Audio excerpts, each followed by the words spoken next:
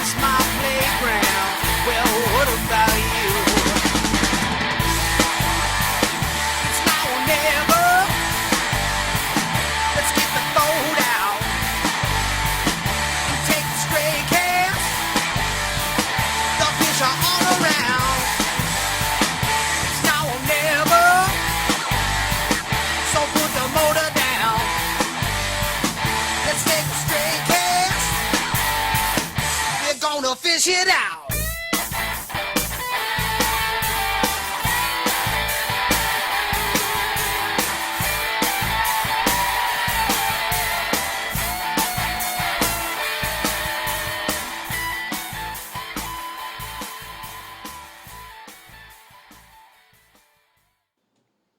America, welcome to Wednesday night. Remember, you need to take chances. We come to you from inside this rubber room with voices to be heard. America, That's remember. drywall. Stare down the rat race you'll find. You can't be king of the world if you are slave to the grind. This is your Wednesday night pectoral pontification, straight cast outdoor cartoon television. I am Pat Renwick. Wow, I got applause tonight. Look at that for them. They love you, Pat. Wow, I see that. Something happened. The crowd's getting a little rowdy tonight. This show is filled with B.A.S.S wizardry tonight. Oh, I mean, it's a pretty cool show. We have the privilege of having the 2016 FLW Forrest Wood Cup champion John Cox on the show tonight. Yeah, that's the deal. I'm all jacked up if you can't tell. Is that Red Bull gone already? It's gone. That Red Bull's gone. The deal is this is one of his first interviews since the big soiree. Yes. So I'm curious to see what he has to say. And speaking of this guy right here, contrary to popular belief, his favorite little rascal is not Spanky. It is actually Froggy, and this is Ryan Popcorn Whitacre right here. Nice. What's up, Popsy? Not that much, man. I just ate a lot of pizza. Did you? Yeah. You seem a little sluggish. Too much. You seem a little sluggish, Ryan. You know, when it's a $5 pizza, it's like, try it. Bobby helped me out a little bit, but I ate most of that little K-SARS. Yeah, that was awful. I'm never doing that again. $5 goes a long way. It does when you go to Little Caesars. When you're loving it. Hey, so what's going on? What do you got on the hammer time today? I got Ben Otto. Ben Otto. Yeah, NABC. Dame champion. arigato, Mr. Ben Otto. Yes, Mr. Cheese Grater himself. Nice. No offense. He's from Wisconsin. From Wisconsin. Yes. Those guys just in Wisconsin catch them. Yeah, some of them. Flat out. Ben does. Yeah, apparently so. All the time. He's an AOY, Team AOY. Team AOY. Yeah. Yeah. That's the deal. Yeah, I'm excited, man. I wanna get some secrets from him. Bobby Berggren, the Southside Smallmouth Samurai, is this guy right here, Roberto Gelebaton Santo Berggren. Oh, he said me, not JP. Sorry. Sorry. I skipped over to see. I'm mixing it up a little bit. I was clapping for myself there. That was good though. Yes. You should absolutely. Guys, I got a big show lined up for you. You do? I have 3 guests on the line. Who? Well, I don't know if I should reveal it, but yes. Colonel I got Ryan Sanders? Popcorn Whitacre, Pat Renwick, and JP Hay. We're all your guests Yeah. tonight. Yeah, we're going to talk a little bit about summer patterns and fishing, catching Nice. bass during the summer. Summertime And we all blues. excel in different ways, so we're going to share our knowledge with the guests. Awesome. I'm excited. The audience, I Yeah, mean. I'm I excited. do Again, believe they I'm double just taught me excited. how to cast my line. I'm excited too. And Larry, we're even gonna bring Larry in for his summer patterns. Yes. Yes, that's good shit, right? Stuff right there. Hey, you know what? You don't Joining need us. to hear things like that. Yeah, You joining. just a boy. I know. I apologize. Hey, joining us again, back in the saddle, the original disco fisherman. I mean hip hop fisherman. This guy right here. This is JP High. Hi, JP. What's going on, man? You're all good there. There we go. That's gonna say it again. Hey. Hey, there he is, right What there. What's your favorite number, JP? 4. 4 is your favorite number. We knew that about you. Hey, when we get into those summer patterns, I want to talk about how JP likes fishing again. Also, Are you wanna back? get into Are you that. back into it? he really likes it again. I think. A little bit. You were having a summer solstice I was. I wanted for a to while, quit. but you're here though. I'm here. Yeah, you made things happen. You carped the diem. No carp. 4. 4. The number 4. If you guys want to call in, the number is 4. Let's call 4. Hey, summer patterns. John Cox at 7:30. All right. Yeah, you like that? Hello, Right away. Here we go. housekeeping. That's our phone lines working. The number 4. This Somebody found the number 4. right there. This is PJ. Ben Otto. Hey, I want to talk to you guys a little bit about fishing out of the bag. You guys know what I'm talking about? Fishing out of the bag. Fishing out of the bag. In the box? Yeah, no, out of the bag. Out of the box. Out of the bag. Yeah, it's out of the Out box. of the box. But In I'm the- talking about fishing out of the bag. No, tell us about it. There's a lot of great anglers that seem to fish out of a bag. Now, I'm not talking about a big old tackle bag. Like but a I'm talk- Cabela's bag? Yeah, or no, yeah. What, Like instead of a boat, a they're in a plastic bag. no, just like a little, even a paper bag or a one from the Jewel or something like that. Just a bag From the full Jewels. Well, of you used to baits. fish with a coffee cup. I did. You used to bring a coffee cup full of baits. There's a famous fisherman, and I'll tell you about him in a minute. The whole point of this is a lot of people overcomplicate their fishing tackle. They really do. Bobby, how many crankbaits do you keep in your boat at a time? Too many. I don't use all of them. Yeah, I just have a box full of them. And then there's a certain few, my favorites that I keep ready. That's right. And In the bag. in the bag. And I literally have hundreds of crankbaits in my boat too, but I probably use 12 of them in a season. Honestly, I really do. Ryan, lot. Ryan, how many jigs do you have with you in your boat? I usually have about 20 jigs in the boat. I would say. 20 jigs in the boat. Yeah, but Okay. I use about 2 of them. You use about 2 of them. And JP, in your backpack, JP, how many bags of soft plastics do you have? 4. There it is. See right there. That's the magic answer. And I knew I would get that out of this guy. You see how I mentally mind prepped you for this? All you need is a few bags of plastics, a few of your favorite crankbaits, a few of your favorite spinner baits, some jigs, some flip hooks, some tungsten weights. You could fit all that in a bag. One of the most famous anglers, one of the most successful anglers of all time. And I'm going back for many years, still very successful, but when B.A.S.S used to have tournaments where the pros were actually paired together in the same boat, Yes. Ricky Clunn used to bring nothing but a paper bag with him and a few rods and reels. And he created the dynasty that we know as the Rick Clunn era. Basically, out of a paper bag, not overcomplicating things. A few crankbaits he knew he'd throw, a few spinnerbaits he knew he'd throw, assorted plastics. That's all you need. Why do we as anglers overcomplicate things? Why do we do it, Ryan? I try not to. I mean, for the longest time, I couldn't really afford very much stuff. So I But could now only you're have a a couple now things. you're a big TV star. I'm a big TV star now, so I can have it all. Yeah, I mean, Yeah. No, but I mean, I've always thought that way. Just, well, I'm colorblind as well, so I try to keep it to like 2 colors that I can see with a sharp contrast. what color You you know. catching them on? Purple. But black and green pumpkin is about what I do. I mean, that's it. I can tell the difference, and that's it. So for me, I have to keep it uncomplicated. Well, that's all you need. The Pro Bass Fisherman's Color Selector is black and blue Yeah, and green Roland Martin's pumpkin. color selector. Yeah. I mean, that's all the deal is. Sure. Why do we do it? JP, why do a lot of bass anglers, professional or recreational anglers, overcomplicate things? Why do they do it? Support the industry. They're hooked. Oh, to support the industry. I don't know if that's really why they do it. I think he's right though. It's just it's a collector's thing. You It's- just yeah. want to have a lot of stuff. Boom!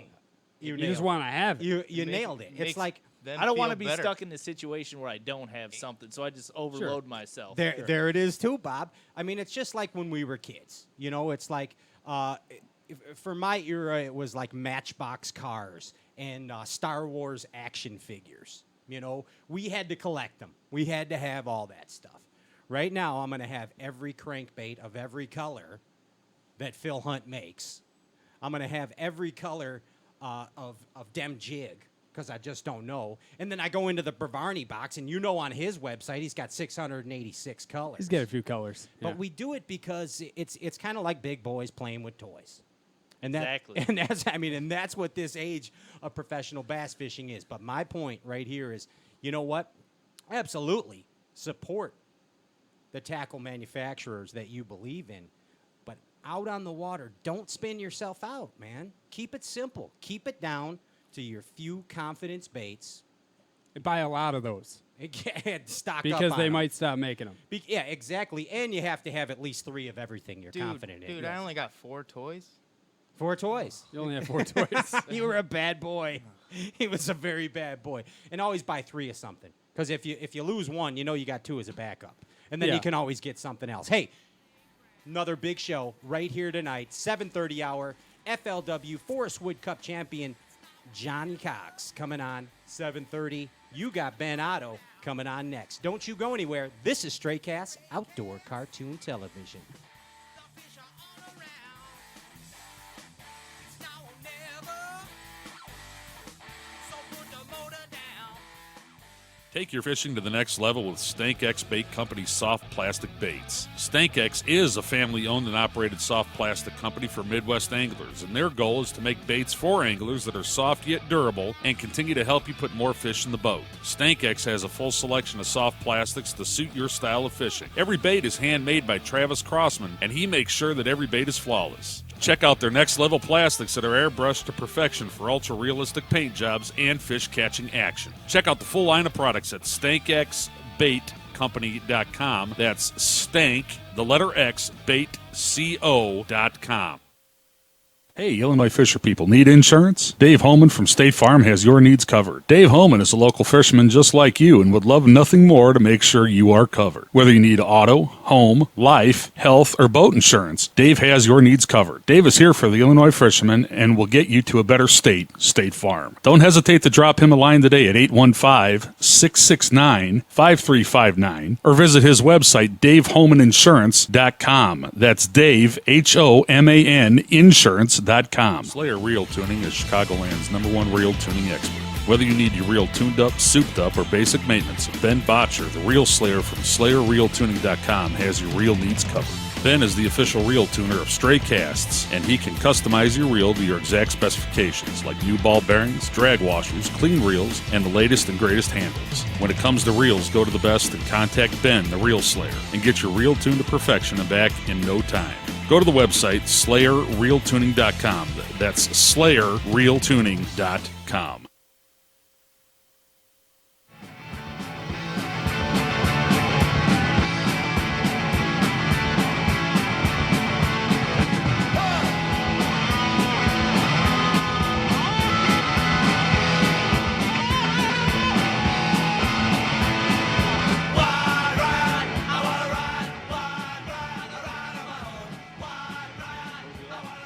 Is that White Ryan? White Ryan. Is that the name of that song? White Riot. White Riot by The Clash right there. We're ready for a riot right now. Welcome back. Stray Cast Outdoor Cartoon Television. I'm Pat Renwick. It is time for Hammer Time right here, right now, with my buddy, Ryan Popcorn Whitacre. You got a very special guest on the I'm line. on. See the video right now. There he is. Wait, Hey, I Ben, just Ben, are you joined there? the call. did he answer with the video option? No food left Jeez. behind. No? Well, we might have to try this again. Hey, there is an advertisement. Hey, there we go. And we found what's Ben. up, Ben? Hey, welcome, Ben. How you doing, buddy? Good. Sorry about that. No, you're good. We're glad you made it. What up? What up? What's going on? Hey, what are you up to tonight, What you Ben? guys doing today? What are you up to tonight? Nothing.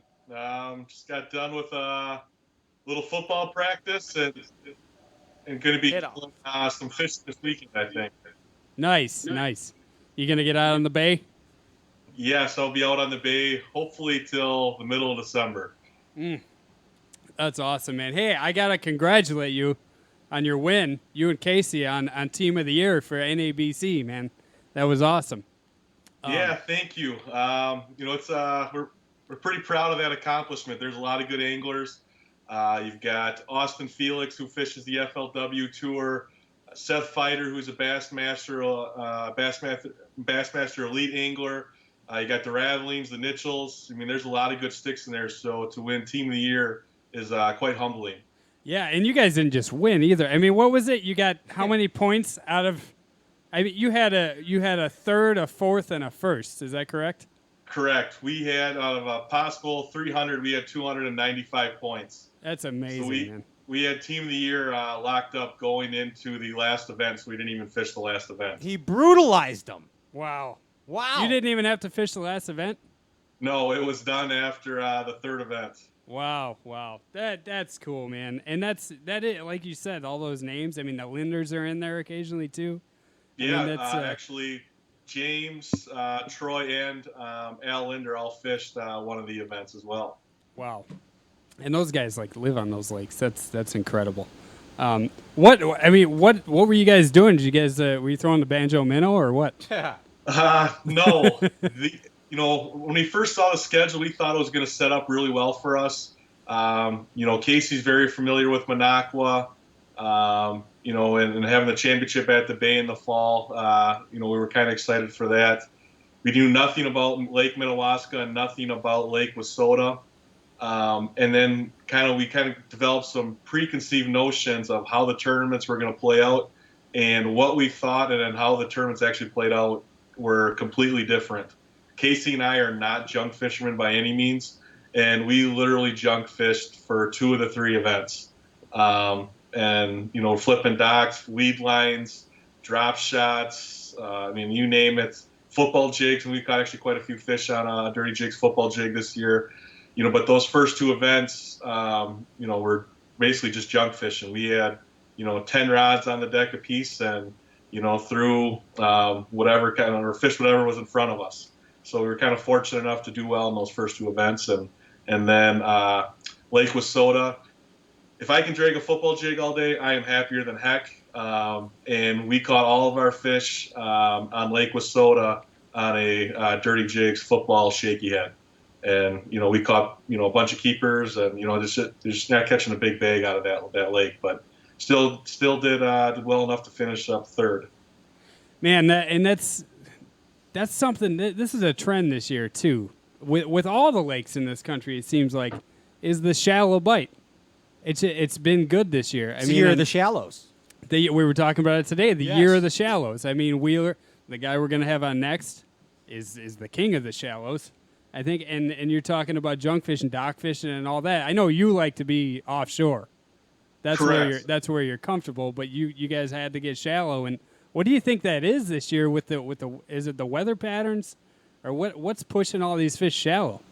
I'm really not quite sure. And you're talking about shallow.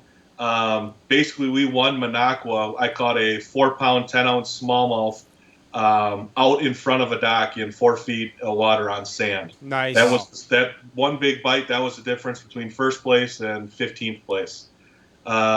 Lake Minnewaska, the smallmouth were like in 2 to 3 feet of water on the sand flats, and they were just cruising around. There was some bait there, but not a ton that you would think that there would be that big of schools of fish up shallow. But you're correct. For whatever reason, the fish have not moved really offshore, typically where I like to catch them. I think now you're going to start to see some of that transition as we start to get some colder nights here, and you're going to see the fall migration where they start getting on those offshore areas. You want to hear my theory on why all the fish are going shallow? No. No, I was asking Ben. Yeah, I would love to try it. I think too many people have hydro waves now, and those fish are just getting deafened out there in that deep water. These guys running their hydro waves, and they're running up under the docks. I love it. They're trying to get away from all love that it. noise. Shallow Everybody's Hal got likes these the things fat now. girls now. No, that's probably not true. But man, it might be. You know, we need to get these fish some earplugs because they're probably getting deafened out there. Every boat that's sitting offshore has a hydro wave on it now. I think it's the noise from the kayaks in the deep water. It is could what's be going on, actually. I think yeah, that's the and whole that's deal. getting huge too. And all the Yeah. the whiz paddlers. All out that there. paddling is driving them nuts. So I had they're a going. kayaker this spring that was literally just he swam right up to the rub rail this year in one of the bays out on in Door County. So kind of had a run-in with a whole fleet of kayakers this year. Did you guys brawl, Ben? Was there a brawl on the water? No, I'm pretty mild-mannered, so I just decided to go somewhere else. I let them have the fish. You didn't go full on pirate on them?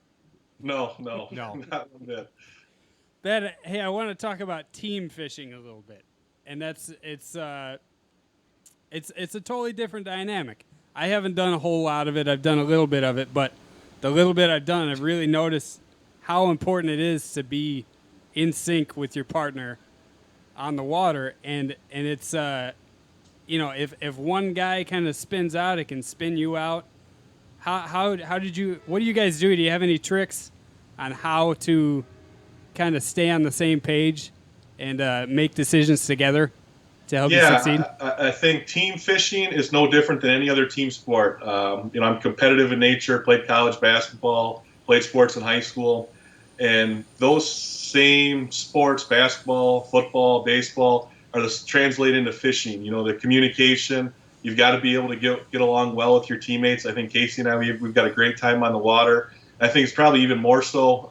You got to get along with the person you're fishing with because you're in a boat together for 8, 10, 12, 14 hours some days.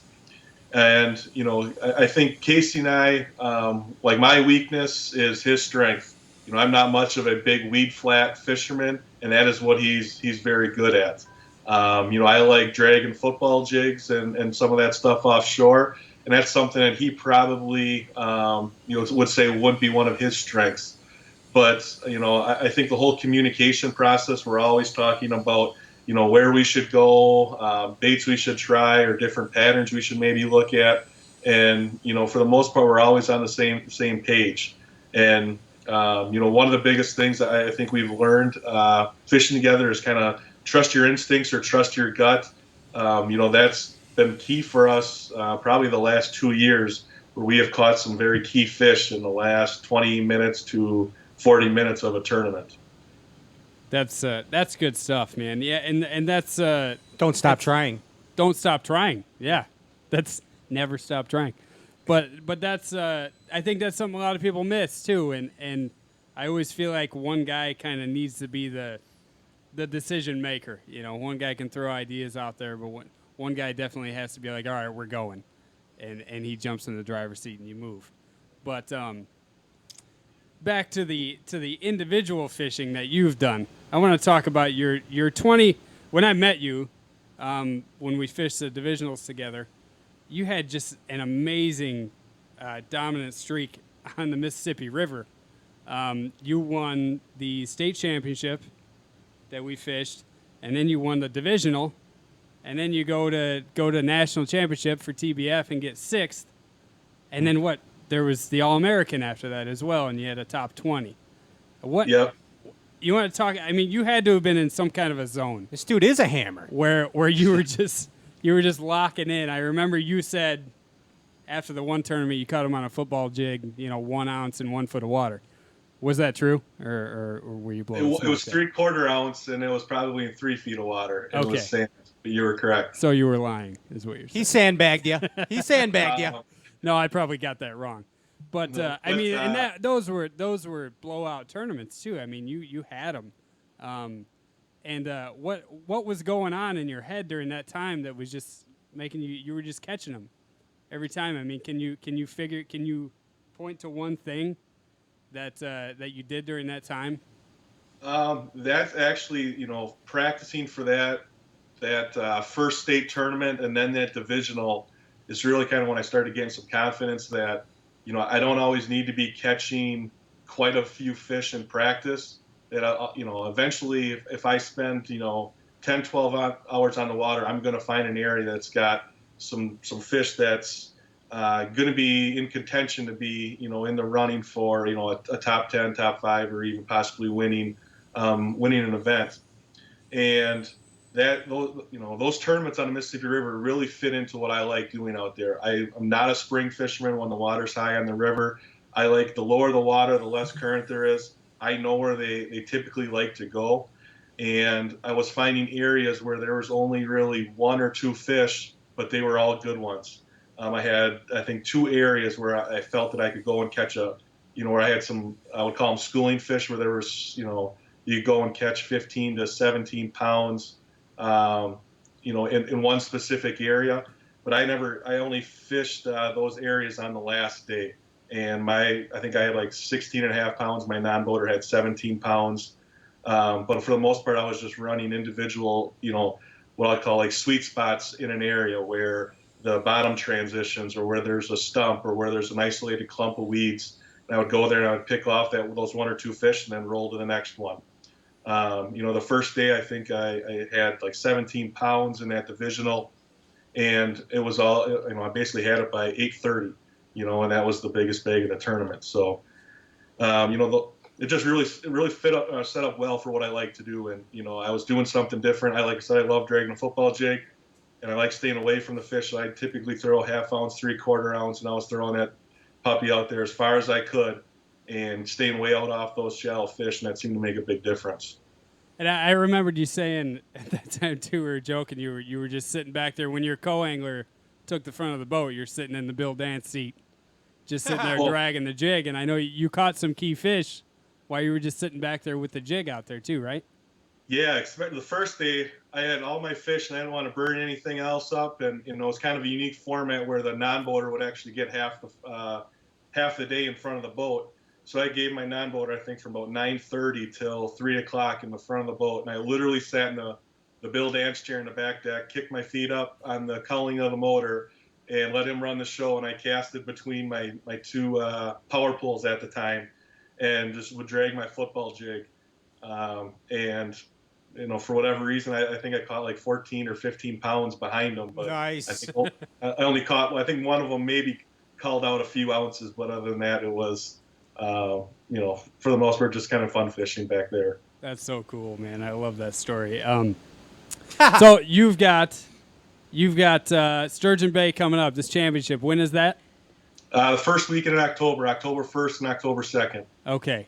And you live close to the bay, right? To Sturgeon Bay? Yeah, I'm about 50 minutes from Sturgeon Bay. Okay. What's going to be going on out there? What are you looking for? I know we fished our state championship up there last year, and you got second, correct? I think sixth. Sixth. Okay. Give us some dots. We need some spots. Okay. Yeah. What are you looking for in the fall in Sturgeon Bay or Green Bay? When our tournament's there, it's going to be still transition time. The water's so deep, the water depth doesn't drop real quick, so they're still going to be in transition. You're still going to have some shallow that are going to be less than 5 feet. You're still going to have a bunch that are going to be in that 8 to 15 feet, and then you're going to have some that are going to be close to their wintering areas as well, where it's going to be quick access to 50 feet. So it's setting up to be another junk fishing tournament for the most part, and just running multiple areas, shallow, mid-range, and deep. If I had my druthers, I would prefer this tournament to be about 2 weeks later, where they're really going to be grouped up, and you can really pinpoint where they're sitting.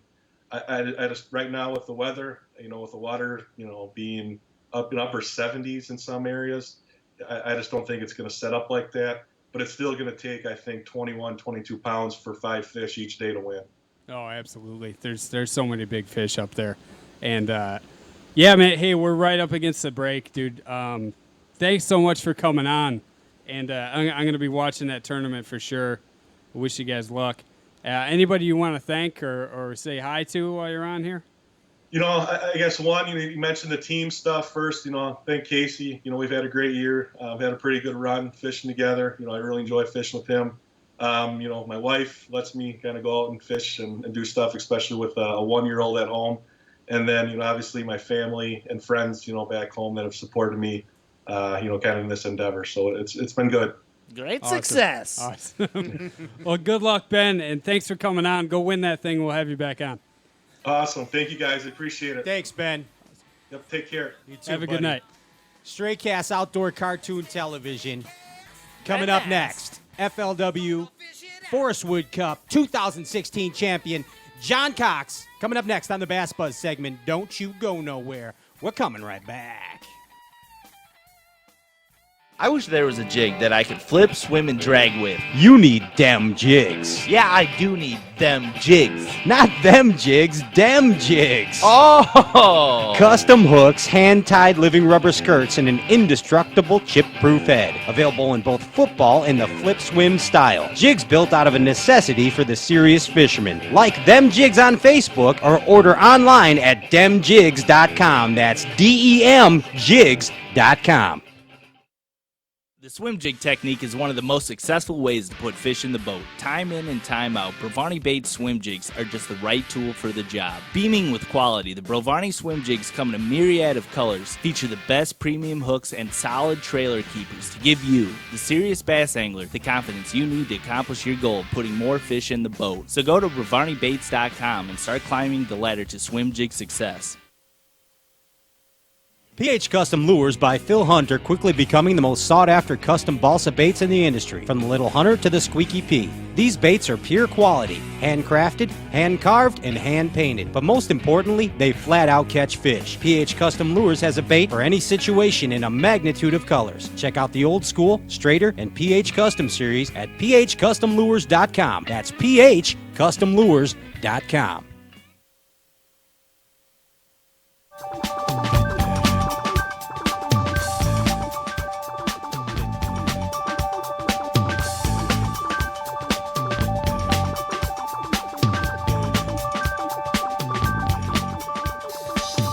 You may find yourself living in a shotgun shack, and you may find yourself in another part of the world, and you may find yourself behind the wheel of a large automobile, and you may find yourself in a beautiful house with a beautiful wife, and you may ask yourself, well, how did I get here? Letting the days go by. Welcome back.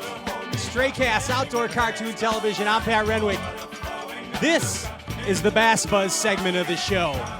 And we are so stoked to bring you right now a once-in-a-lifetime, the 2016 Forrest Wood Cup champion. Ladies and gentlemen, John Cox right here. Yeah, dude. Yeah, doobie. We got you, bro. We got you. Man, thanks for having me on, guys. It's all right. How's your head doing, dude? How you feeling? It's been a crazy couple weeks, but it's starting to settle down some, and it's setting in, and it's just been it's been awesome. Nice. I mean, you got to be a BB in a boxcar still. I mean, you got to be going nuts still. Are you or what? Yeah, a little bit. I mean, it's starting to set in. When I deposited that check the other day, that was wow. It was yeah. Wow. Hey, Is we're that looking what's hanging behind you? Yeah. Behind your head? That is Pulling awesome back right there. Absolutely awesome. I mean, seriously, that we brought you in with the talking heads once in a lifetime. And I mean, and right now, I mean, that is, man. I mean, hopefully for you more than once in a lifetime, but wow. Just wow. Yeah, I mean, it's just, you think you'll eventually win it one of these days, and, I just never could imagine it would have happened on Wheeler Lake. Just, it was so cool. Now, yeah, absolutely. Now, I mean, it's a Year little of the Shallow. crazy for a lot of people that don't know. You were basically fishing off the grid, dude. I mean, you were off the grid.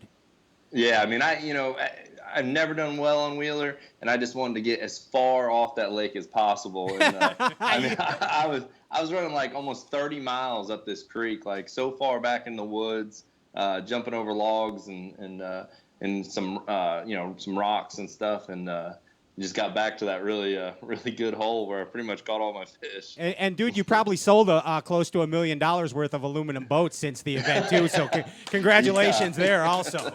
That's quite an accomplishment right there. But I mean that's great, man. Now I heard you were like 45 minutes off of the chip. Is that true? Oh yeah, it was taking me a good from takeoff about an hour and a half, hour 45 minutes just to get there. And I mean, I'm telling you, I tried to memorize where some of them logs went across when I was running them, but man, I whacked a couple of them a few of those days where almost threw us out of the boat. It'll wake you up quick, won't it? It'll wake you up quick, man. Oh yeah. No doubt. Now, how did you find this spot? How did you find it? I've been to. There was 2 areas I never really looked at, in like 10 years of going there. And I was like, first day of practice, I'm going to check those 2 areas. And it was the second spot I checked. So it was, it was lucky. It was just crazy. I've never been in there. And I guess no one else really has either. So when you got in there, when you checked it, this might seem like a simple question, but how did you know there were fish there? How did you know you had that spot? Well, I got to practice with my brother that week, and he doesn't really fish much.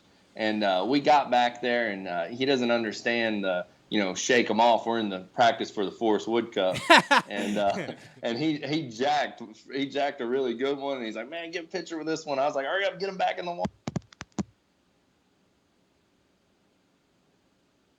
Uh-oh, we're losing. Are you there, John? We're losing you. I think he hit mute. Are you hitting buttons there, John?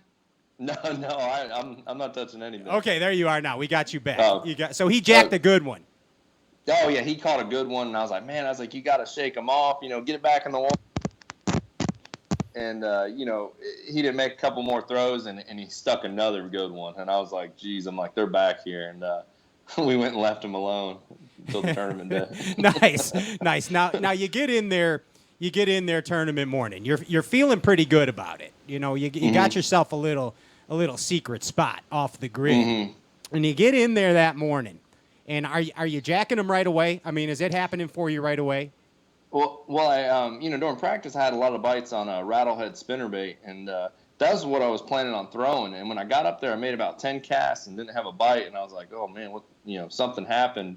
And I eased up just a little bit, and I saw some duckweed. And magic. And as soon as I saw the duckweed, the light switch went off instantly, and it was like, okay, you need to tie the frog on. Nice. And, it was like my first cast. I catch like a 3-pounder, and I just like, I got this huge smile on my face, and I was like, oh man, this might be it. You smoked it.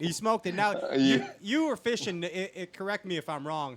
You were fishing a frog that we're very fond of here on the show, and that's that Jackaliobi frog, man. Yeah, I mean, I haven't thrown it a ton. I mean, I bought it a long, long time ago. I had a bunch. I caught some fish on it, and it just reminded me so much of when I jacked them on it, a long time ago. And it was just they were eating the crap out of it. It was awesome. That's a good frog, man. I mean, that frog, and the way it sits lower in the water, and especially in that duckweed, we catch a lot of fish on that thing. Yeah, it's a pretty good frog. Yeah, I mean, absolutely. Now, here's the deal. You go in, you have a pretty good first day. Well, you let it all the days, right? Yeah. Somehow let it from start to finish. Somehow that happened. It was a once in a lifetime, like the talking head said. But, okay, so you go in there, you're fishing. Let's jump ahead. The last day of the tournament, I had read somewhere that basically after the third day, that you had kind of thought that your area was Dunsville. It was done. Yeah. I mean, you called really an audible. Struggled that third day. I mean, it was, it just, I barely caught. I think I caught about 11 pounds the third day. So fourth day, I was gonna completely change it up and go to a completely different area.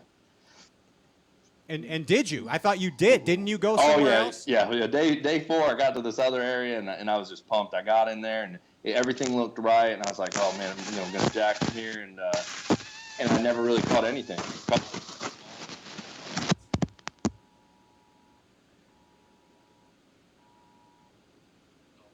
Uh-oh. Are you there, John? We lost you again. something's going on. Like something like keeps moving, like a cord or something. You think it's my phone? I think it's you guys for sure on your end. Because whenever you seem to move a little bit, stop breakdancing in there. Let's keep okay, so we're going to take you back. Now you're on the last day of the tournament. You went in the other area. It looked really good. Mm-hmm. You knew you thought you were going to jack them, and it was just tough. Yeah, oh yeah, it was just there was nothing in there. It was like someone fished it all week, and that's what I think would end up happening. Someone ended up catching them in there, and I was like, I made it this far and back in that creek. I'm gonna go back and give it one more try, and packed it up and ran all the way back to it, and it was just I got a few bites back there, and I caught a giant one and. Just barely got it done. It was happening. It was happening for you, and you actually were battling kayakers too, weren't you? Oh yeah, there was like a kayak tournament going on, and and even going in one of the days, I was like, man, it's almost like there's someone fishing in front of me, and I was like, but I didn't see anybody. I was like, there's no way there's anybody up here, and I guess they were putting in at this bridge way up there, and so that one of the days, like I fished behind a bunch of them, and then when I got up to them, they're like, oh, they're telling me they jacked a few, and then they're like, well, we'll just catch whatever you left, and they started fishing behind me. So there was no turning back after that one. No, that's when I thought it was cleaned out. But that last day, I went in there and there was 3 fish that I kept missing every day, and I was like, they were really big fish. I mean, they'd blow the frog out of the water, and they just wouldn't get it. And I got them 3 fish to bite, and the first one I laid into it, and it's strip and drag, and I'm like, oh, this is the one we need, and it comes off. Oh. And I just like, I was like, okay, got to regroup. I'm gonna get another bite, and I was okay. And then the very next bite, I broke off like a 5-pounder, and and the wheels were coming off for sure. And then I might have went another 10, 20 feet and caught a really good one, and that was it. That was the winning fish. Nice. There it was. And I mean, did you feel at that time that you had enough? I mean, were you feeling it that this was the deal? No, I felt missing those opportunities that I let it slip away. But when I looked back at all the other camera crews and stuff behind me, and they were all like thumbs up and they had big smiles, I was like, wait, because we don't know what the other guys have, but they do. So when I saw all their faces, I was like, man, I might have just won this thing. Yeah, nice. Now, I heard that you were literally whooped. I mean, you were beat. You were exhausted, mentally drained, physically drained. It was a rough tournament for you. Yeah, I mean it. Yeah. Go ahead. No, you go. Oh well, it was 100-something degrees. It's summertime. You're having to. My glasses were fogging up every 10 minutes. It was just that last day. I was just, and I missed those fish, and I even looked at some of the video. And the first one I lost. I mean, I almost just kind of quit reeling. Like I had the hook set and everything. I just, didn't pick up the line, and and it was just, it was so hard to focus. And I thought, these other guys got to be having the same problem, and and just kind of pulled it together for that last fish, and then won the thing. We have a saying here on Stray Casts on the Bass Buzz. We say, don't stop trying. It's kind of like never give up. We copied it off of that one guy, but that's the whole thing. You in professional bass fishing, I don't care, man. If you're a pro, if you're a recreational angler, you got to keep chunking and winding, dude, because you don't know when it's gonna happen. You don't know. No, you don't know, and yeah. I mean, that's the thing with fishing. It's all about decision makings and making the right calls. And boy, when you make that right call, that's when it all goes down. That's when the choir starts singing, dude. That's the deal right there. Dude, I love how he keeps chuckling every time he goes, and I won that thing. Yeah, it's great. It's great. Absolutely. Hey, I want to introduce you to the crew real quick while we got you. This is Ryan Popcorn Whitacre sitting over here to my right. That's the popcorn. What's up, John? That's the popcorn. Hey, man. What's happening? This is JP High. He is the original hip-hop fisherman, JP High, right there. And this dude over here is the Southside Smallmouth Samurai, Bobby Berggren. You're a legend, Nice. John. Yes. No, that you are a shallow water magician, and we were kind of talking about you do things unconventionally. You have kind of you've kind of shunned the norm and you don't have depth finders on your boat. I mean, I saw a little clip, and you use the same depth finder I do. I stick my flip stick in the water, and I see how deep it is and what the bottom composition is. You seriously are our shallow water hero, dude. We love this about you, and we've been watching you. We've been reading your file, dude. Believe me. Believe me. I know the answer to this, but please tell our viewers and your fans that might not know the answer to this. Why did you start fishing this way? I tried the out deep thing. Fishing the FLW tour, you're fishing with guys that are, there's just the guys are the best. So when you go out there and try to do the offshore game, you got to be the best at it. And I just have, honestly, I don't even know if I've ever pulled a check from out deep. So, that's a motivator. So I decided one day, I was like, I'm just, going to take the crest liner and Mercury, and I'm just going to, I'm just going to fish close. I'm not going to, spend a lot of money in fuel. I'm going to fish shallow. I'm not going to spend the tens of thousands of dollars on, electronics, and just going to do what I want to do. and I love it, man. Me too. And obviously it's successful. It is super successful. Now, you're also, again, for those that don't know, you're making history out of an aluminum boat.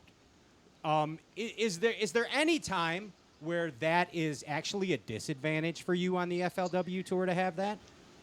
I mean, the only thing I ever, come into and see is, when we're in like 5-6 foot waves, and we're kind of, but I mean, everybody's got to go slow in those, so it's not, I mean, I don't have the speed that the other guys have, but, I feel like if I got a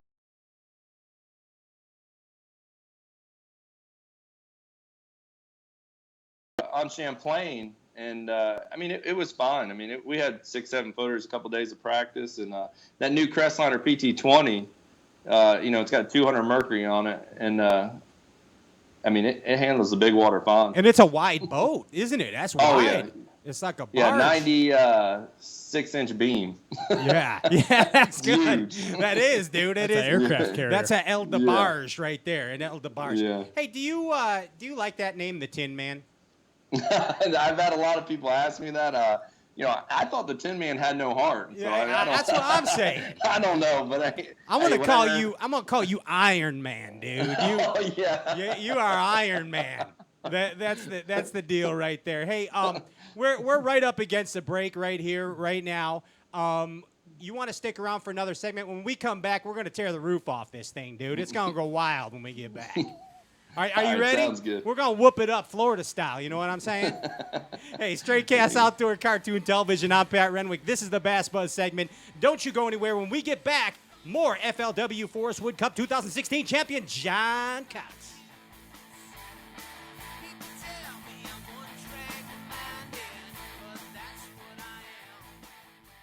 29 pounds, 3 ounces! Edwin Evers here, 2016 Bassmaster Classic champion. In celebration of Lowrance winning the last 5 Bassmaster Classics, we're going to extend the Ultimate Upgrade promo. If you buy an HDS Gen 3 with Structure Scan 3D, we're going to mail you a $300 rebate. 5 Bassmaster Classic champions in a row. That doesn't happen by chance. That happens because these units are the best.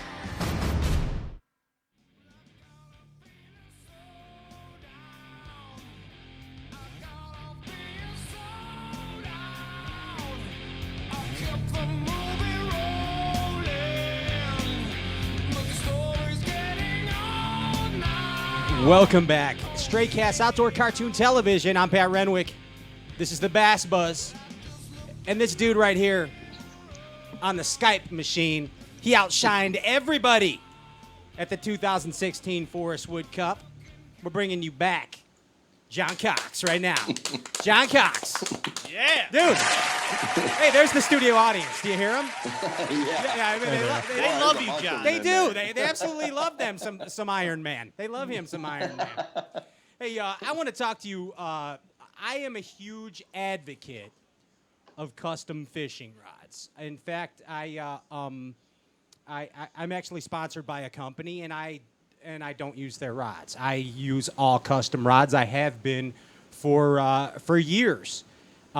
for the reason being that I can totally find the perfect tool for the application that I need. And you're involved with Mudhole. I mean that's your deal now. Tell us your switch to the whole custom rod thing. Talk to me about it. It was 2 years ago. I was on with MHX. 3 years ago, I got on with MHX. I had someone actually building the rods for me. They were great blanks. I loved them. And then 2 years ago when Mudhole was like, hey, we want to go all in on this thing. We want to, be one of your major sponsors. We want you to learn how to build your own rods. And I was really worried. And I sat down. They showed me how to build one, and I mean, I've been building them ever since. And it's just helped me. It's helped me perfect all my different baits that I throw and stuff. Being able to change the rod around. I mean, just for instance, I was throwing a chatterbait earlier in the season. I was hooking a lot of fish, and they were coming off. Coming to the boat, and I was trying to figure out what it was. And what I realized was that I was making the handle too long, so I was pulling on them too hard, because I had too much leverage with the handle being so long. Gotcha. So I shortened the handle up, and it fixed the problem right there. And being able to do that, with Mudhole and be able to tweak every one of your rods, it's huge. I mean, look at my past and performance to now, the last 2 years, being able to do that, and it's made a huge difference in my fishing. Sure, it's tools of the trade, and you have the luxury of being able to, for lack of a better term, fish through a bunch of different blanks to find what works for you, and that's kind of the magic of custom rod building, because for years I went through the blanks, like would buy blanks and build rods, and then I'd get rid of them because I didn't like the way they felt or the way they behaved. Let's put it that way. Until I finally settled on certain blanks for certain applications. And you being a custom guy, you might know, I heard of I'm using some of the old Shikari blanks that are no longer in production anymore. Like the original Rich Forehand stuff, if you know what I'm saying. Going back old school. And I know that that Mudhole, they've duplicated a lot of those actions, haven't they? Oh yeah, we have every action. If there's a rod that we don't have, we get it made.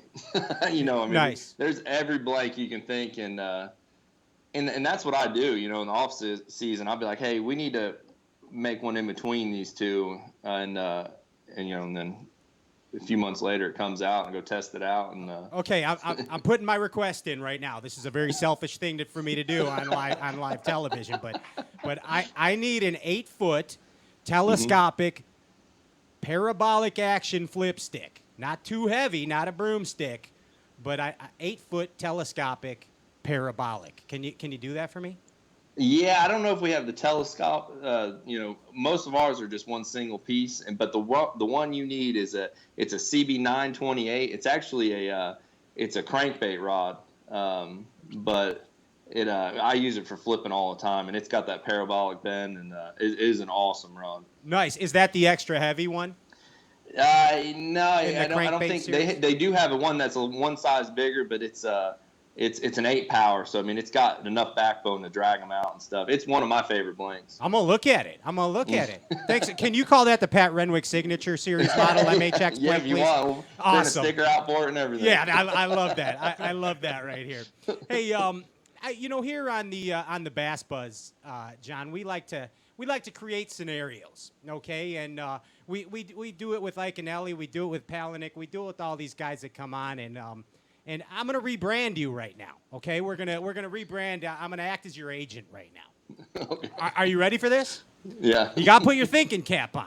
I need you to channel things right now. All right. Channel some of that Florida Go magic. easy on him. Channel magic from the swamp. He's been busy. Okay, we're gonna make you a movie star. All right, okay, you're gonna be a movie star, John Cox, and I got this idea for this movie. It's called B.A.S.S to the Future.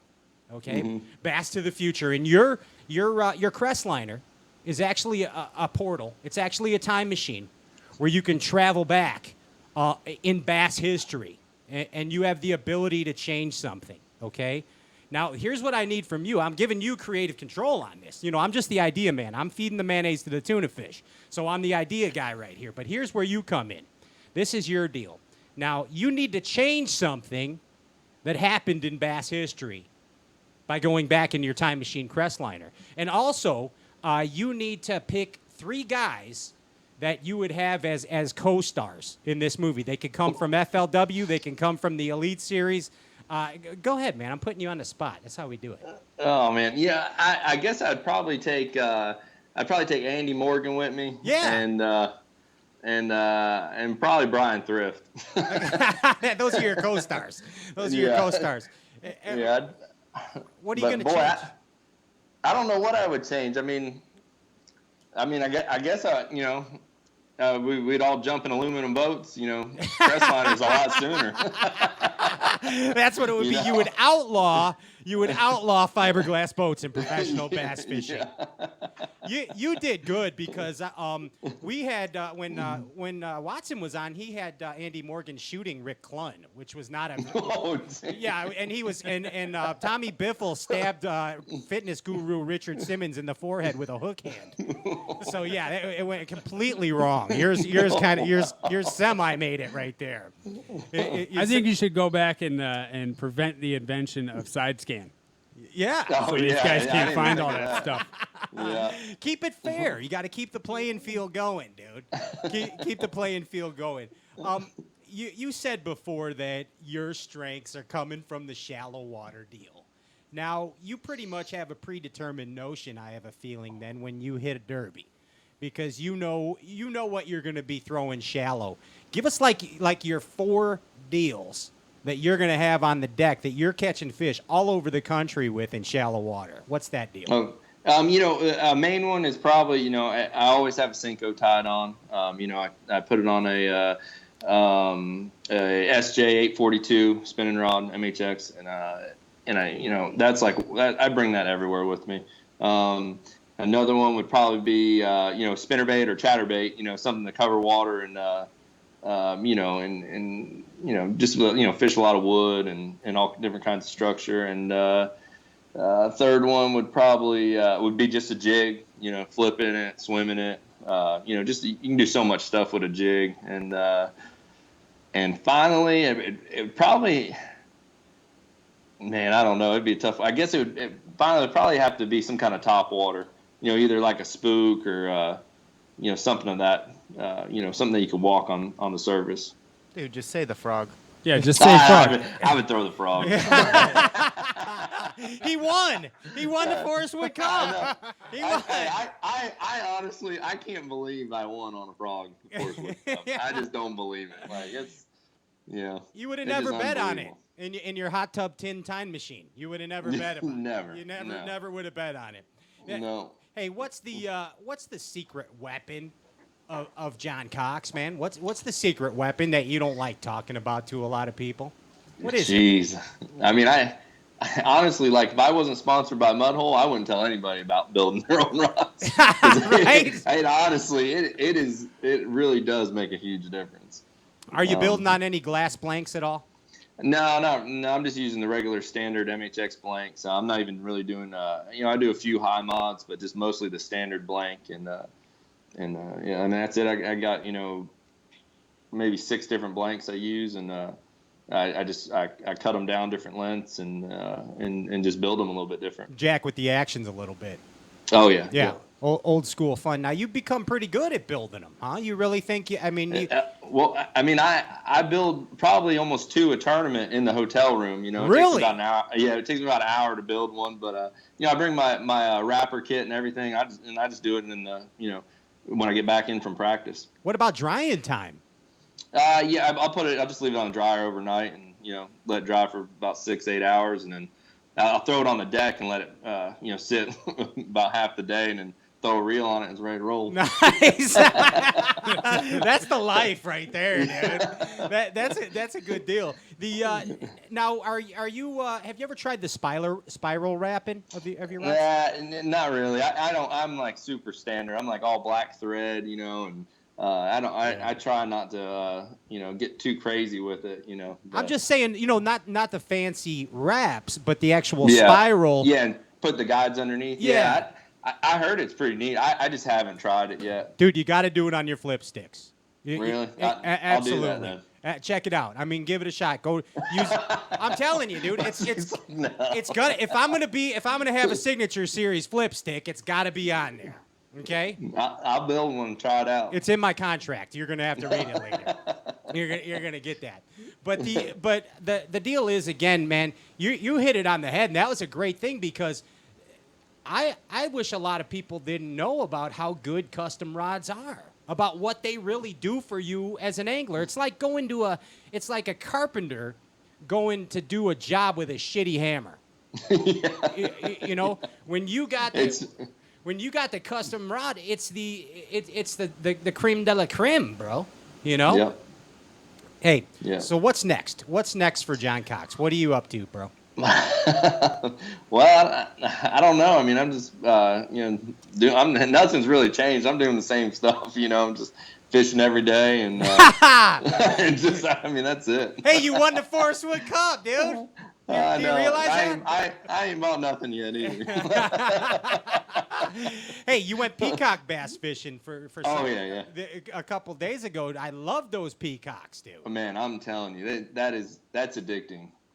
I mean, it's a 3.5 hour drive for me, and I get down there, I get to fish for about 3 hours, and then I turn around and drive back. Now, what town are you going in South Florida? Where's that? I think I'm going like past West Palm about an hour. I think it's like Boynton Beach or something area, almost to Miami. Yeah, Boynton, absolutely. I told you before I lived in Boca Raton, and I'm actually responsible illegally for the spread of a lot of peacock bass in that. Thank you. In that area, but I mean, talk about a fierce predator, man. I mean, tell the viewers a little bit what you're doing when you go peacock bass fishing. How are you? I'm telling you, man. It's our closest thing we have to smallmouth down here, and they're even more aggressive.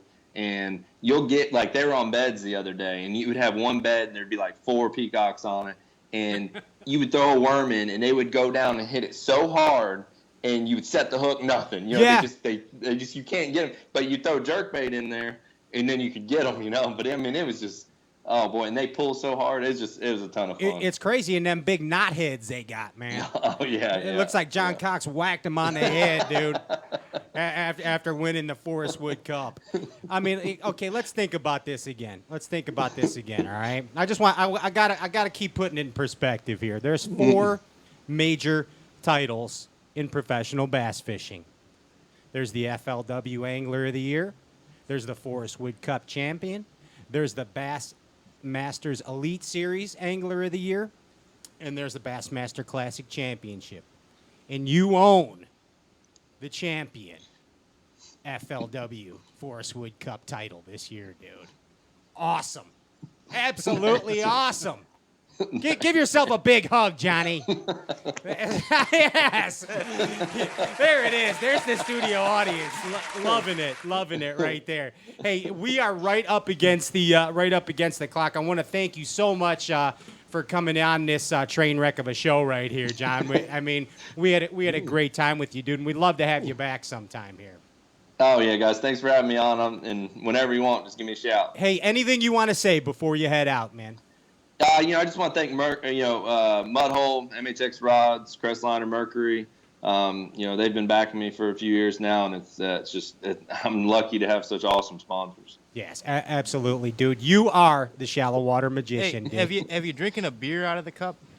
I actually I was at the mud hole and we put some Slurpee in it. Nice. He did the jungle mix. He went with each flavor right at the 7-Eleven right there. Hey, John, thank you so much, man. Best of luck to you, and we'll keep in touch, dude. All right, thanks, bud. Take care. Hey, Straycast Outdoor Cartoon Television. That concludes the Bass Buzz segment.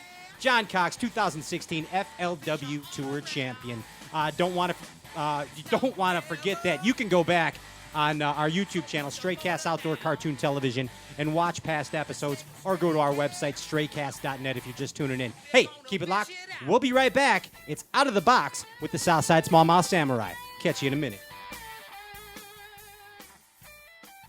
How did you change your body? I mean, like just really working out? Mm-hmm. Could you take... I did martial arts a lot, and full contact karate and weights. And Could anybody do that? Could you take these two here? Come on, say what you're really thinking. Could you shave anybody's body with enough time? Seriously. Sure, yeah, definitely. Yeah. It just takes determination, hard work, and good instruction. Where do you go for all the hard-to-find Japanese domestic tackle? Lee's Global Tackle, the connection for all the hottest baits and lures straight from Japan. Lee's Global Tackle has 2 locations, the main store in Elk Grove Village, Illinois, and our other store in Carroll Stream, Illinois. Stop in at Lee's Global Tackle and meet John Moy. He'll show you some of the coolest baits not available anywhere else. Catering secret tournament winning baits to the fishing community for over 17 years, Lee's Global Tackle. Want some more exclusive JDM tackle? Join JDMTackleMembersOnly.com. This is a brand new membership website that gives their members the exclusive rights to custom limited edition Japanese baits in colors that cannot be purchased anywhere else. Sign up now and you will receive 2 free Mega Bass Vision 110s in Kasumi Tiger and Smallmouth Bass. That's totally worth the membership. Go to JDMTackleMembersOnly.com today.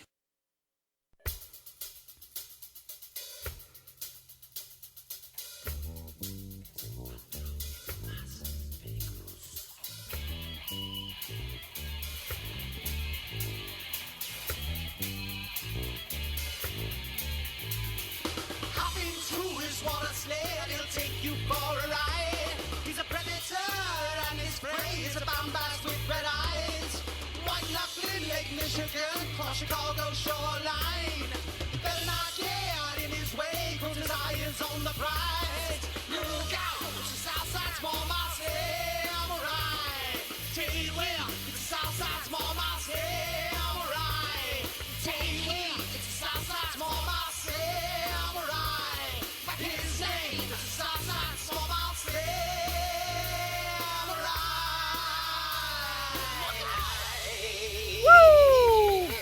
Ladies and gentlemen, hit me with a shovel because I can't believe I dug you. Welcome back. Straight Cast Outdoor Cartoon Television is now time for Out of the Box. Con tere ponton chante, zone ponton se fone chante, sanse asmumo samurai, Roberto Berggren. Domo arigato, Mr. Roboto. Yes. You guys didn't know I spoke French and Spanish I mixed. didn't know you spank French. Spank French. Yeah, yes. Google that one. I like to spank in English myself. You know, on this show, we go interviewing a lot of Bass pros, but we don't really get to interview ourselves too much. And I want to talk a few perspectives with you guys to help our audience catch more bass in the summer. Cool. I like it. Who do you think I should start out with, Pat? JP. JP. Yeah. I was thinking JP last. I was going to go with Ryan. Okay, fine. JP it is. 4. Why ask me? JP. 4. For what? Now I want you to talk in Phone detail lines are open. about 4. one technique you use. Everything about it that'll help people get more fish. Get down and nitty gritty about it. We're letting everything out of the box right now. Dirty, dude. I'm not going to do that. Just a little bit. One technique. What have I been doing this summer? Whatever you want to talk about. I've been loving throwing the shaky head worm. Shaky head. Now, what size weight are you using? How do you determine that? What pound line are you throwing it on? What kind of structure are you looking for? All kinds of structure. I'm liking grass. I'm liking rocks. Structure isn't really matter. Depth isn't really matter. The line, I'm using 12-pound line. 12-pound line. And I'm using the lightest shaky head I can get away with. You're throwing on a bait caster, I assume. No. Spinning rod. 12-pound line. Test. Wow. Yes. Man, I normally think 6 to 8 pound test when I'm thinking shaky head. Not JP. Not JP. You know, I like heavy ones. You throw it on the lake. I've been experiencing heavier shaky heads, and you need the heavier stuff. What is it about a shaky head that triggers bass? I don't know. It's so easy. It just works. It does work. Yeah. But what do you think? I don't know. It's so slow and stupid. JP, you have been one of my worst interviews ever. Yeah. Threw me on the spot here. You're over. Ladies and gentlemen, JP, hi. That was great, JP. It's always Marsha. Ryan. You're welcome. What is the summer technique you use? I'm not even saying thank you to you, JP. Summer technique. We flushed that right down the toilet without even saying goodbye. Generally, in the summer, I have That's a really long flush, man. That's a bong. Our plumbing's actually. a little broke. That is not environmentally friendly right there. Anyways, summer techniques. Summertime comes. I usually have 5 rods on the deck. 2 of them have frogs. Nice. 3 of them have craw tubes. Craw tubes. Yeah. Tell me a little bit about how you're fishing those. You know, are I'll you have flipping them, or what's the whole deal behind it? Yeah, I'm flipping, skipping, casting, whatever. It's just a bait I catch fish on all summer long. I throw this thing religiously. I throw one color. I throw green pumpkin. It's all I own in it. I throw in muddy water, clear water. But I'll put it on a 1 ounce with a flipping hook on a flipping rod Okay. with heavy braids so I can punch through the stuff. I'll have one with a 1/4 ounce, a little bit heavier. I'll have one with an 1/8 ounce. Now the 1/4s and the 1/8s are for docks Okay. exclusively. If it's clean cover under that dock, I throw that 1/8 ounce. I let it just settle, and I sit there and I wait, and they bite it. What? Real quick, when it comes to skipping docks, how did you learn how to skip docks? You know, it's hard to learn with a bait caster. I grew up fishing Lake Delavan with my brother, and he bought a boat when I was pretty young. He's a little older than me, and we went up there, and man, there were just fish on these docks all the time. So it's really all I knew. And then anytime I go to another lake, we used to go up to Eagle River. We used to do family vacations up there. I'd take the little 12-footer out with the trolling motor. There was docks all over the lake that never got touched. So that's how I knew how to catch bass. So I'd go skip under these docks, and there was bass. And I always, as a kid, I got a bait caster. My brother Corey bought me one when I was young. And Was it a Silver Max? No, it was a Bantam Shimano. Ooh, a Bantam. Yeah, it was one of those early Shimanos, really big, like the size of a pop tuna can or can? whatever. A tuna can. It was a tuna can. And but yeah, I always wanted to throw the bait caster. I would throw everything on it. I'd throw a rooster tail on it on 8-pound tests. Like Makes you good. any bait I wanted to throw, I wanted to throw it on that bait caster because I felt like Hank Parker when I was watching yeah. the Bassmasters. You told a different story about learning to skip 2 weeks ago. He's a fibber. Well, no, that's later on. That's later on when I really wanted to get good at it. When I started watching like Gerald Swindle skip docks with a bait caster, I started going to Humboldt Park, skipping under this one dock, the only dock there, and just skipping at it like crazy.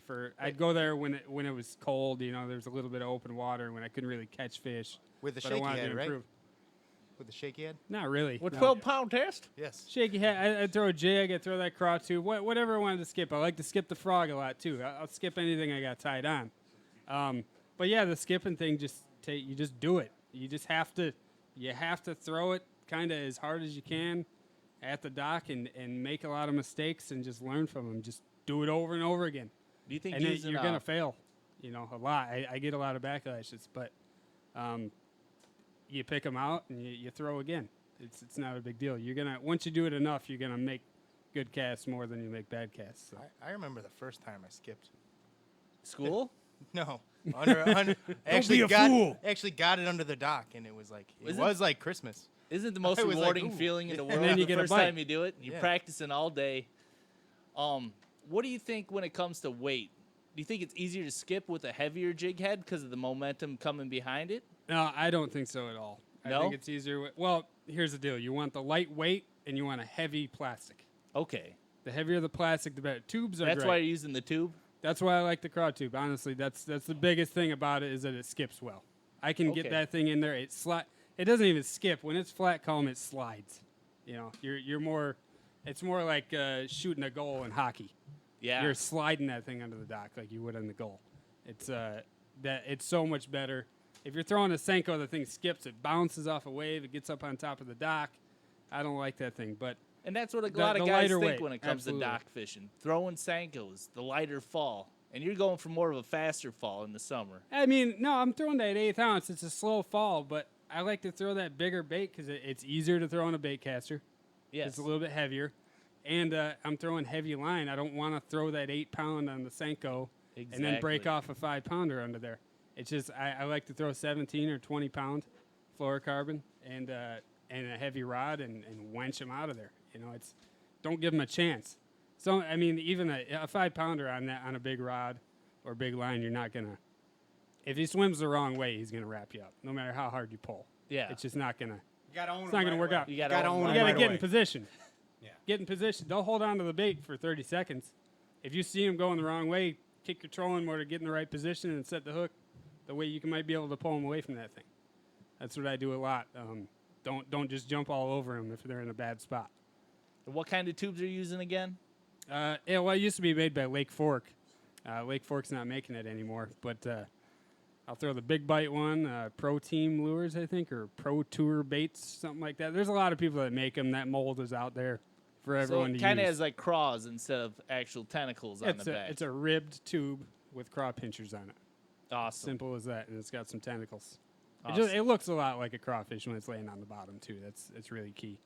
Thank you for that, And then, Ryan. It's really nice to have an informative conversation with somebody. This is, I'm putting JP on blast tonight. this is just like summer school. Dude, you didn't tell me you were What kind of summer going to schools you interview go me to? at all. No class. I told you 5 minutes before the show started, JP. Now, Pat.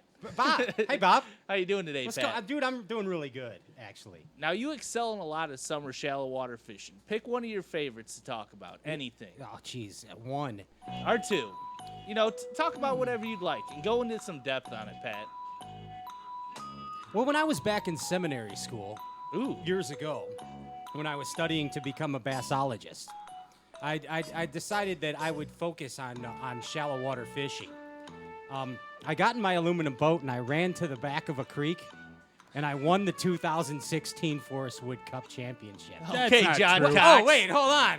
I'm fantasizing. That He was has a split personalities. That was a fantasy sequence. No, seriously. Him, himself, and Pat. Yes. All I do is fish shallow, and you guys know that. Yes. I'm scared of deep water. But real quick, I'm going to break it down because there's certain things that I do everywhere I go. And I always have 8 rods on my deck. Okay? Awesome. When you see like 9, 10, 11, 12 rods, I'm totally spun out, and it's awful.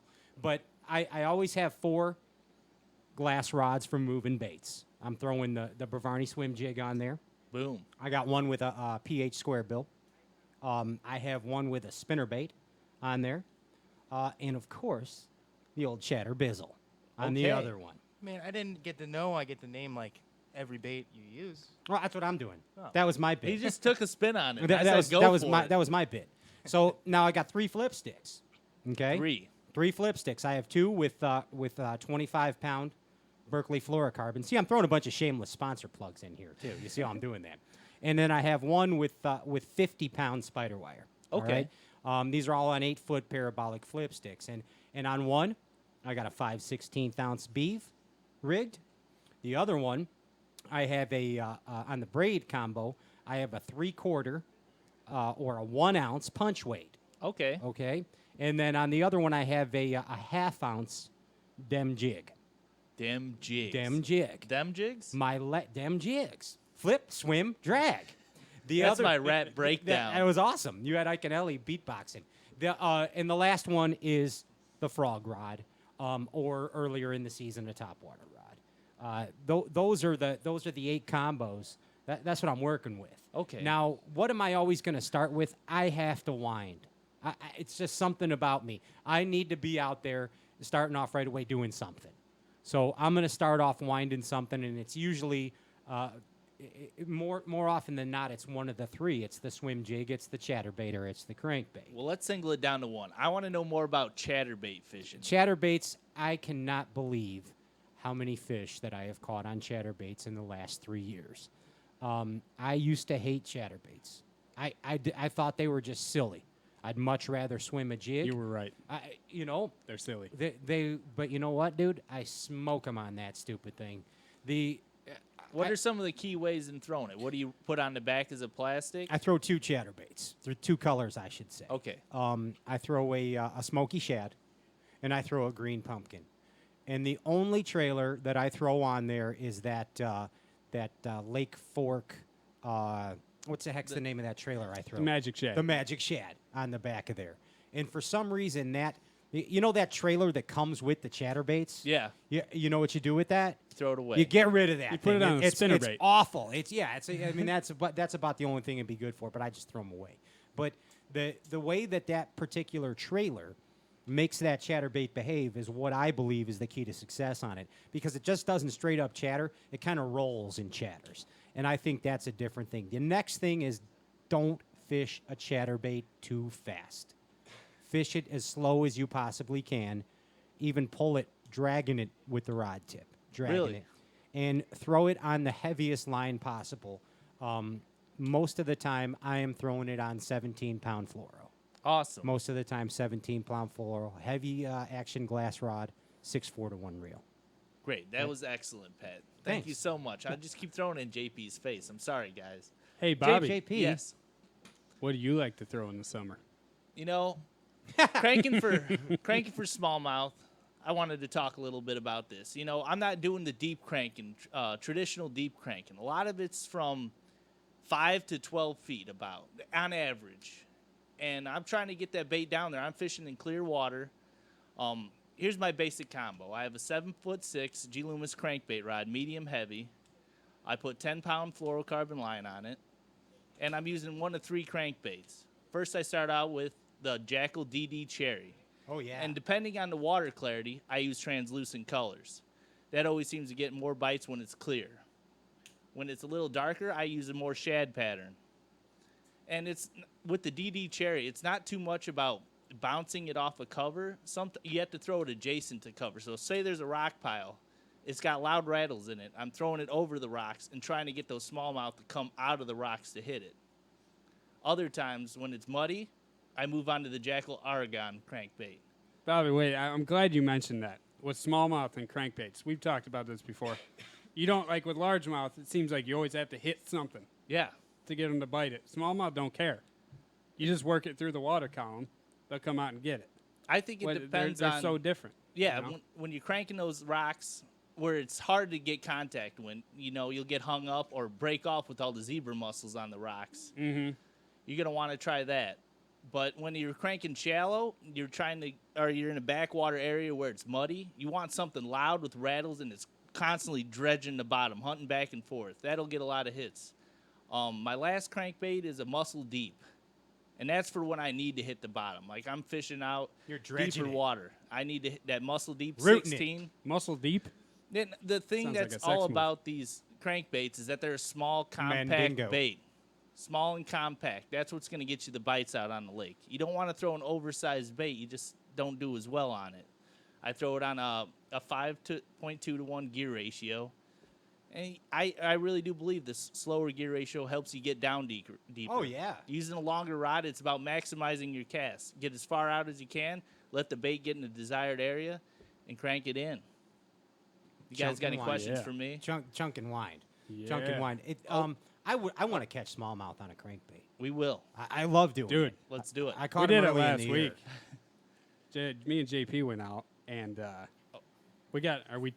We're right Oh, up we're against done? the break. Anyways. Let's come back to this Caught him on a discussion. shallow Yeah, side. we got the 15 round feet of table. water. It's a free-for-all next. Hey, Give JP another stab at it. yeah, How about that? JP's got some stuff for us.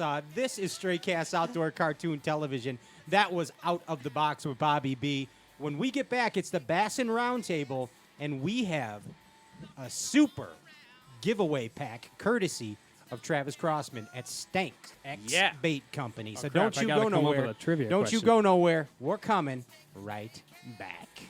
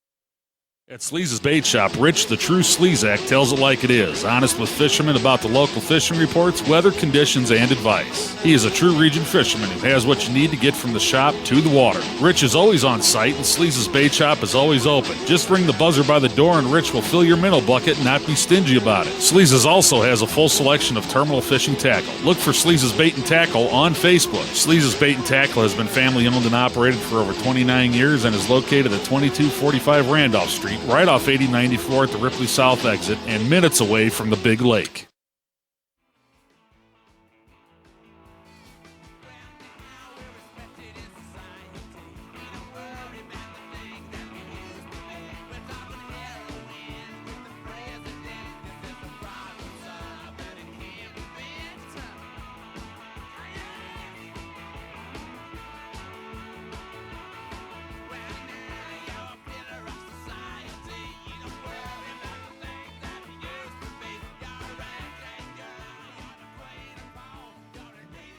Respectable? Who, us? At Stray Cast Outdoor Cartoon Television? Far from it. Far from it. But maybe we're getting there. Maybe we're getting there. That's the Rolling Stones respectable. Go figure, Rolling Stones on this show.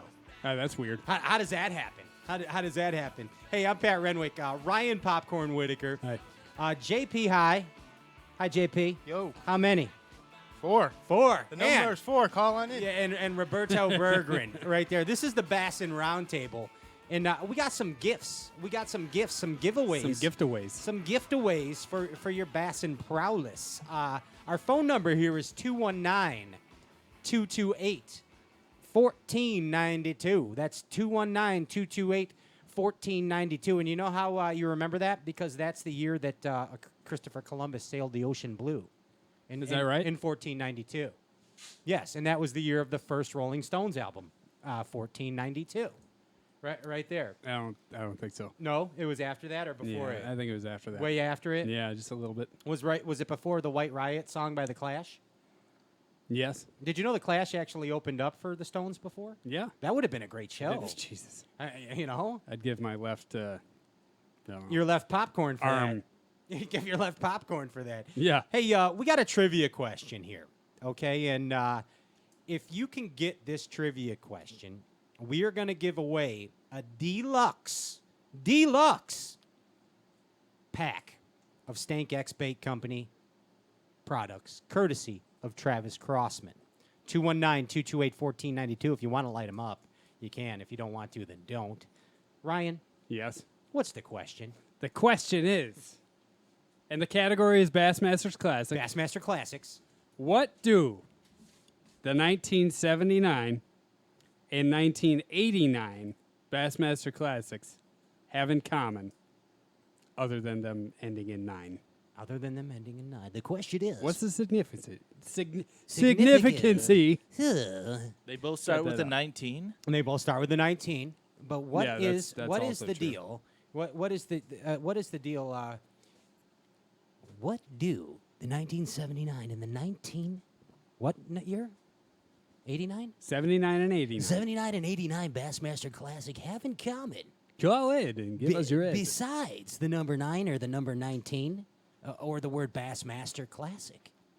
Do you know? Do you know? If so, you win a deluxe plastic pack, courtesy of Travis Crossman at Stank's Bait Company. 219-228-1492. There's a question that's been handed to me by our producer, the Ginger Ninja, via Lawrence Kyleman, Larry the K.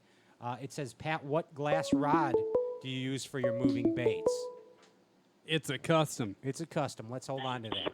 Hey, welcome. We got a fish on the line. Welcome to Stray Cast Bassin Roundtable. What's up?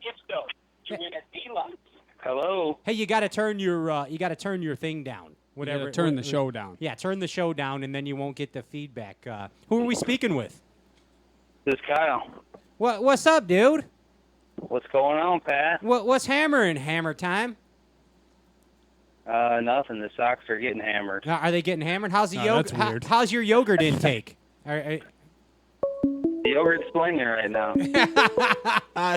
Hey, do you want to guess on this? What the 79 and the 89 Bass Classic have in common? Has anybody else called yet? No, nobody else has called yet. You were the first Okay. one. Yeah, you can. Okay. Are you? Hank Parker won them both on a spinnerbait. Hank Parker won them both on a spinner. He got it. He wins. Kyle wins. Kyle wins. Hey, we are gonna. All you got to do is just message us, and we're just doing this to make things look official, really. But all you got to do is message us on the Straycast Bookface page, and we're gonna give you the code to go ahead and get yourself the pack right there. Hey, wait, Kyle, did you Google that or did you know it? No, I knew it. Now, Really? see, he knows. He knows at right you. there. Hey, Kyle, thank you very much, dude. Thanks for your support of Stray Casting. Congratulations. Good job, guys. Thanks, dude. Thanks, dude. Boom. There it is. Kyle Prescalo knocking it out. Do we got a fish on the line? We did. They'll call back. Oh, they lost it. Hey, phone lines are still open. 219-228-1492. We might give something else away. We're feeling giving tonight. This is the giving tree. I have the Christmas spirit right now. The question is, what glass rod do you use for moving baits? And I use a custom rod blank. It's a Seeker blank. It's actually a saltwater blank that I cut specifically down to handle the moving baits. It's a S-glass blank. It is available at John Cox's joint over there, Mudhole Tackle. It's a Seeker B.A.S. 706 S-Glass. Seeker B.A.S. 706 S-Glass is the blank I use for all we'll moving remember baits. that. Now, are the actual Seeker rods, are they similar to the cranking rod? I haven't used it, but I used to use the same cranking rod as you. That's the one. Okay. Yeah, that's the blank. That's the one. They're the only difference between the ones that I'm using and the Seeker blanks now are the color. Okay. They changed the color. They're more of an army green kind of color. The ones I'm using are more of a blackish color. Yeah. So that's the only difference. But the action is the same, and it's all about the action on the crankbait rods. And I know, we've had a lot of pros. All the pros are here. Did you know that they come on this show? All the pros are here. Yeah. What up? What up? Yeah, they all the pros are here, and the majority of them, I think, with the exception of John Cox today, they use the fiberglass cranking rods. That is so crucial, and most manufacturers have a fiberglass stick that they're making these days. When it comes to cranking too, when I'm fishing for largemouth, I'm always throwing a glass rod. When it comes to smallmouth, they don't inhale it like a largemouth. They swipe at it more. So I like to have a little composite rod. Okay. So to actually hook up with them when they swipe at it. Sure. A little faster reaction, but it's all dependent on what you're going after. The glass is key, though. Yeah, you need that slower, moderate action, but you get most of that from the glass rods. And what a lot of people overlook, it's the action too, but it's also the delay in the feel that you're with that feel in that bait, because we as anglers, we feel something. What do you want to do? Jerk. You want to jerk. Yeah, and how many times do you jerk? How 2-3 many times times a day. I thought you did it 4. That's the right. Yeah, 4. 4. Is my wife Hey, home from hey! work? I got a story that's from last weekend that fits what you guys are talking about with the rods, though. Let me pull up a chair. I thought it was about jerking. Yeah, I don't have a story about jerking. I was jerking when I got a bite. But anyhow, JP and I were out on the big lake, and we got into them really good. It was just one of those days. Water's really clear. There's fish everywhere. But I caught him. I ended up catching him on something kind of weird on a really shallow crankbait on a man's 1-. And I had the thing tied on I was throwing a topwater with braid with a heavier rod earlier, and I tied that thing on just in a flurry. I wanted to get it on. I tied it out there, and I caught a few, and I'm telling JP, I'm like, dude, my arm's going to fall off. Like, they're pulling so hard with that braid and that crankbait, and you don't want to pull too hard with those treble hooks. So I had to switch, and I switched over to a super light action rod, and it was just more enjoyable too. And you compensated. I mean, your forget stiffness. the exact compensated for my stiffness. Yes. Yes. But it's just more enjoyable too when those smallmouth fight so hard. You want a rod that's just got to bend, and it'll just double over, and you're not going to lose them. You got to wear them down, dude. Yeah. Not to take a few steps back, but that was critical what you're talking about. You weren't hitting any cover with that man's Nothing. -1. Dude, And I was throwing it water in what? too. How big were those waves? Like 3-4 foot? Yeah. Crashing on the seawall. And I'm throwing. I mean, some of the spots I was throwing was the swell of the wave going up on top of the wall. That's silly, dude. That's when and you I know would throw it's it good, into though. that water, and then as soon as it would come off the edge of that wall, and it's like 15 feet of water, Yeah. they would just come up. That bait's like 6 inches down, and they just come up and blast it. I mean, it's happened twice. What color Out of were like you using? 10 years of fishing out there. Chartreuse. Solid chartreuse. Standard small. It didn't jug. matter. yeah. I was catching them on a spinnerbait, and then the spinnerbait broke, so I tied that thing. I don't know if it would have mattered. But Don't it ask was- him what it was really spinnerbait he fun. was throwing, Bob. I already know. Don't ask him. I already We don't Walmart. want our viewers to know that. My $1 last one's hanging Walmart up there. spinner. Yeah, that's an awesome spinnerbait. Did a by the way. little doctor in. But on again, I don't think it mattered that much. I caught them on that, and then I switched to something completely different. They ate that too. They were just eating. I mean, we caught them on several different baits that day, but it was super fun. You know, cranking them for a change without the light line and the finesse baits and whatnot. You It's just great got to get away from wind the and finesse. they're just chewing. And had we not gotten blown off the lake, we would have caught even more. But Back to that's the the rod nature of thing. that. Yeah. That's why David Fritz. Yeah. Mm-hmm. That was like kind of his deal, right? That's why Yeah. Oh, yeah. he was dude. always sitting down. And Didn't he like, set the rod on his leg? He sure Yeah. did. He deadened it.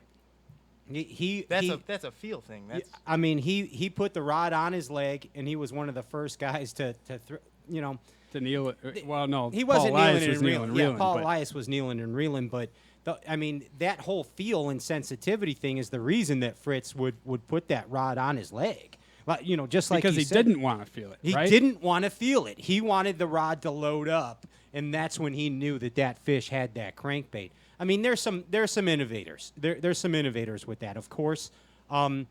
There's David Fritz.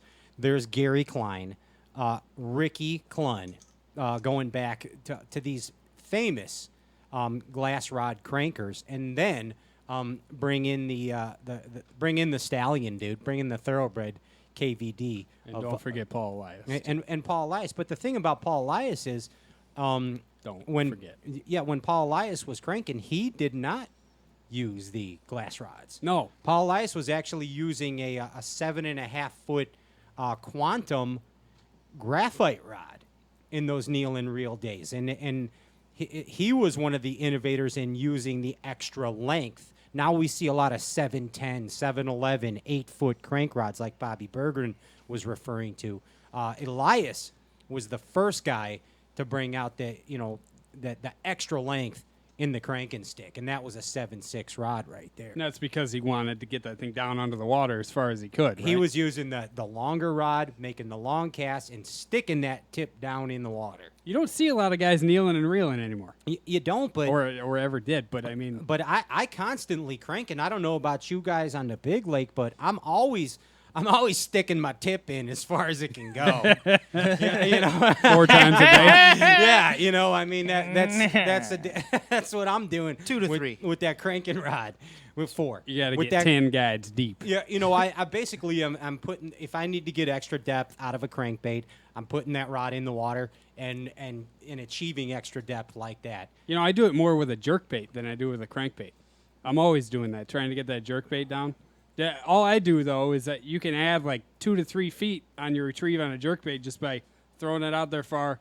Right when you start your retrieve, put the rod under the water to get that fluorocarbon to sink. Ooh. Get it started, and then you can bring it up and work it normal. That, my friends, is that'll the get tip it of the done. week. Bam. That's the tip of the week right there. I do it, I do that all the time too. You crank it a lot to get it deep, and Yeah. then you start jerking. but just get 2, that 3 line times under a the day. water. Get Maybe that, 4. Get that fluorocarbon sinking. I mean that's the deal. Definitely Give it a head start. Nice. Yeah. I don't do that. I just I kind of throw that jerkbait out there and Oh, you're only fishing 2 feet of water. yeah, that's true.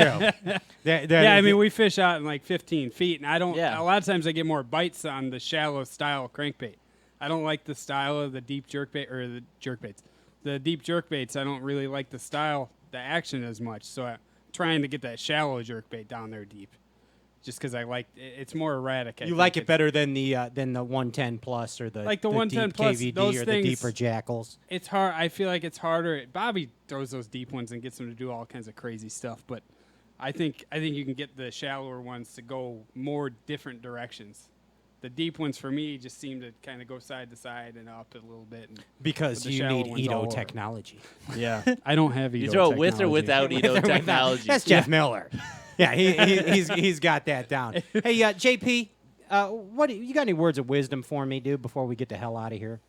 Never stop trying. Never stop trying. We trademarked that. Hashtag never stop trying right here on Straight Cast Outdoor Cartoon That's Television. original. Yeah, I just came up with that one. Don't lead, follow. When we first started the show. Don't follow, lead. But here's the deal.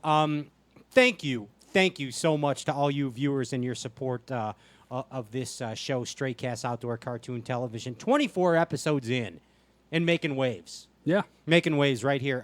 Thank you very much to John Cox. Thank you to Ben Otto. And, of course, from all the players, thank you so much to Andy over there, Ellenberger, and Larry K for producing the hell out of this thing right here.